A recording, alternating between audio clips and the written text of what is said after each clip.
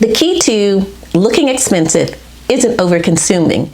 It is knowing when to splurge and knowing when to save. Let's face it, we all see women who look expensive all the time, no matter where you see them. But that is their secret. That's the difference between them and every other woman. Let's start with skincare. Skincare is a billion-dollar industry. When it comes to skincare, I am a recovering skincare junkie. I admit it, I need help. When it comes to skincare, I would fall prey to all of the advertising, the marketing, and I would buy this skincare 7 or 8 steps when in actuality, I didn't need it. My skin was not problematic at all. But when I started using all of these steps, trying to prevent from aging, trying to make sure that my skin was properly hydrated, what I did instead is all of these steps ended up breaking out my skin and drying out my skin. So I went to Heyday, which is a facial company. They do facials only, and it's subscription based, or you can go monthly, whatever you choose to do. Now, this isn't an advertisement for Heyday. I'm just sharing my experience. My esthetician, Kinsey, who's absolutely fantastic, she said to me, less is more. Now, I'll tell you, I was a little apprehensive because I thought less is more. How can that be? So we stopped using all of those 7 steps, boiled it down to 4 products. And now I can say my skin is almost back to normal.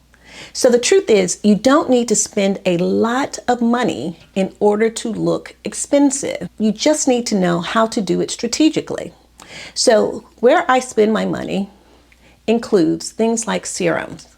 Serums such as vitamin C or a retinol or a peptide. These are those serums that are really going to give you the bang for your buck because they're actually working to rebuild your skin. They're actually working on those fine lines to rejuvenate your skin. So this is where I splurge. In addition to that, I will splurge on my moisturizer. The other things that, well, you don't necessarily have to splurge on includes things like your cleanser. You just need something that's going to be very gentle on your skin. And your toners. You don't really need toner. Now, there are certain brands that you can select from that are not overly expensive. If you're trying to save, not splurge too much, but still get the benefit, 2 brands that I absolutely love includes CeraVe as well as The Ordinary. Those are 2 brands that I've used personally that are fantastic on the skin. The next industry includes, of course, the fashion industry. Every other month, things are changing when it comes to fashion. And we have these fast fashion brands that are constantly putting out new clothes all the time. Now, ask yourself, do you really need all of those clothes? Or are you buying them because you're on social media and they're saying that you need them? In actuality, you do not really need all of those things. The key to building a classic, timeless wardrobe is that 80% of your wardrobe is timeless. 20% is trendy.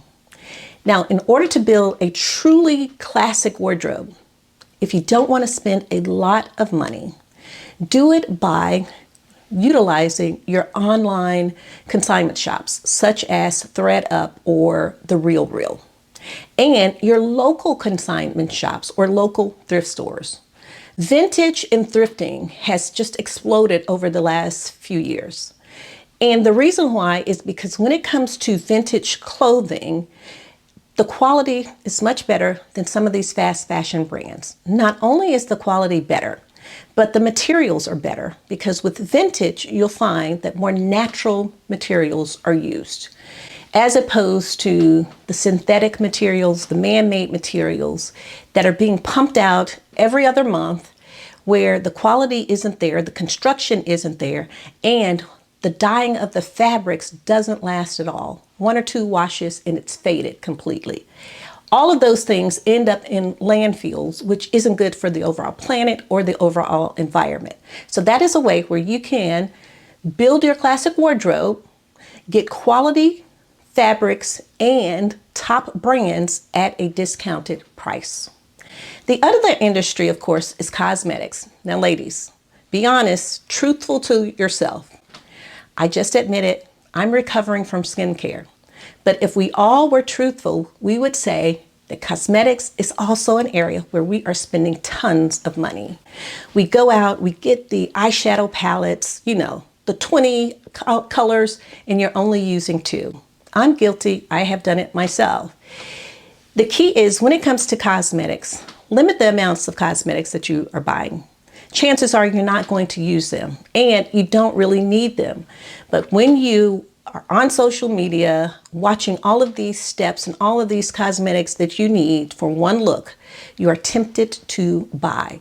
But ask yourself, in your real life, when you go out, do people have on all of these cosmetics? Has someone really gone through all of these steps? And I'm talking the majority, not everybody. Some people do and they love it. However, the majority of people, do they really use all of those cosmetics?